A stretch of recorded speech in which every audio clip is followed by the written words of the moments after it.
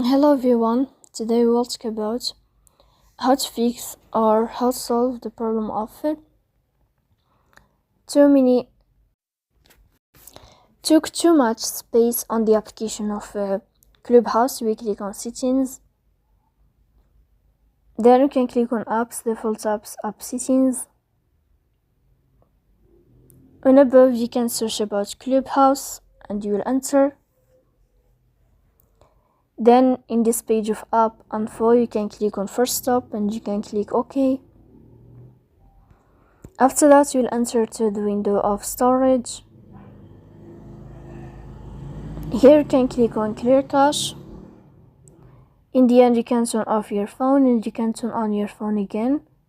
So please don't forget to support us by like and subscribe. See you next time in another video and thank you for your attention.